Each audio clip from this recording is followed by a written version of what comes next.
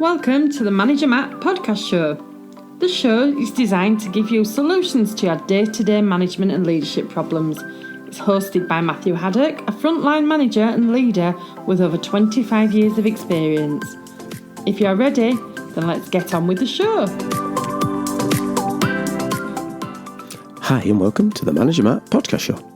This show is designed to give you actionable and practical help and advice which will improve your management skills and get the best results you can. Make sure you take the time to subscribe to the show so you'll never miss an episode, and share it so someone else can also enjoy it. Well, before we go any further, let's get on with this week's show.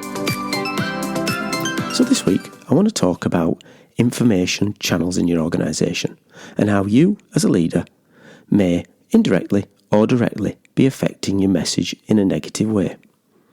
So what do I mean by information channels and the message of a leader? Well, the common form you'll soon think of when you talk about communication in most business is email. And that's probably followed closely by direct messenger, either Teams or Skype.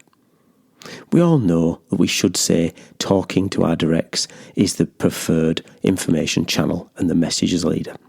Picking up the phone and having a conversation, walking to the office. But we don't.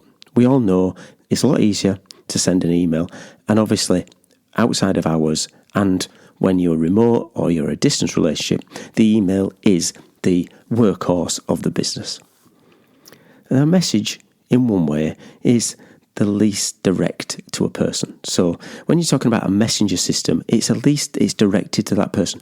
So in most ways, you can pick up a message that your boss has sent me through Skype or through Teams, and you know exactly where it's going to, because it's straight to you. It's to your face. You have got the message from X to Y, a lot easier to understand. And of course, it's the same with a direct email straight to you. I mean, the only thing I don't get on these message systems is the emojis.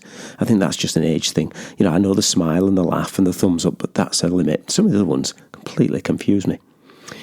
Now, what I want to talk about when we talk about communications is around the idea of how we can misinterpret the emails, especially when we're doing it to a group. You've probably done it yourself. You send what you think is a well-intended information or feedback email, which gets completely lost in translation.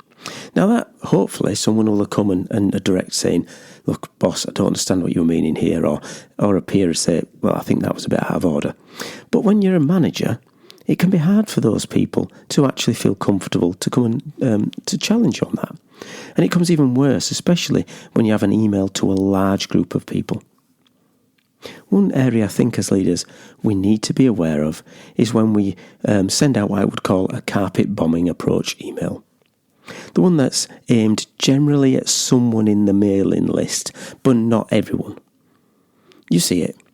You'll see it in one way because you only get these emails when things are going bad. You don't normally get it when things are good. And it's usually a question around costs, service, safety. And you sometimes sit there and you read these emails at whatever time they've arrived and think, well, my team's at 99.9% service. Strange, I wonder why he's asking that.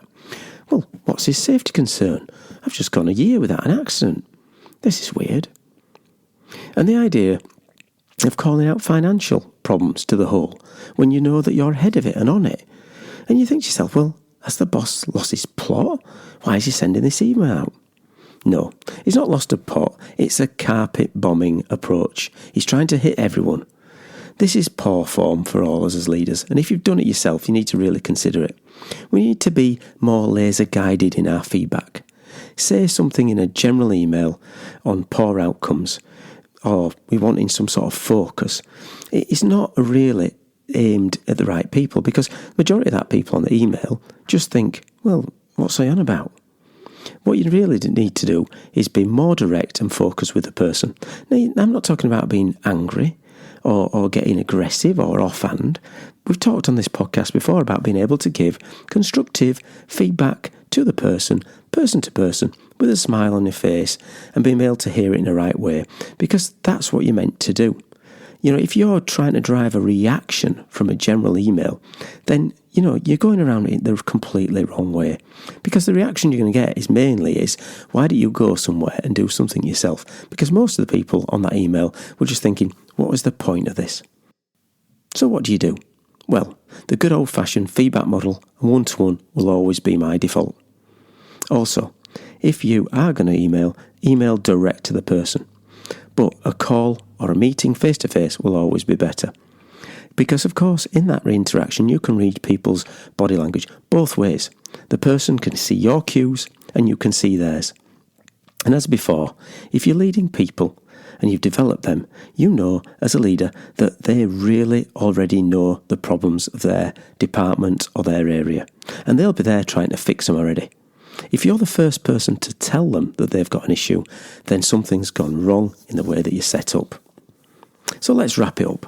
Let's do do's and don'ts this week.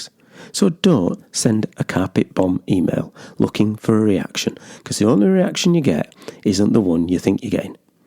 Don't call your team out in a general email to everyone when you're going to try to be more specific. Don't try and be clever when you're putting your comments in your email. You're probably not as clever as the person at the other end, and you're going to come off as being foolish. But some do's. Do use the feedback model and the one-to-ones. Do be direct, but be helpful. Try to improve. It's not a criticism, it's feedback. And do be supportive. What can you do in your role as a leader to clear the path for your directs? Because if you're not part of that solution, then again, you're part of the problem. Well, thanks for listening. As always, I'm keen to hear your thoughts and feedback on the show, both good and bad. So please send your feedback as a gift to managermattpodcast@gmail.com. I'd love to engage on new and old topics. Well, that's it for Manager Matt this week. Thanks for listening. Goodbye. Thank you so much for listening to this Manager Matt podcast. We hope you found it interesting, helpful and actionable. One last thing, please leave a quick review on iTunes or with your podcast provider, as it helps to spread the word of Manager Matt. If you haven't already done so, please subscribe to the podcast, and if you did like anything in particular, send an email to managermattpodcast@gmail.com or visit managermatt.co.uk for more content.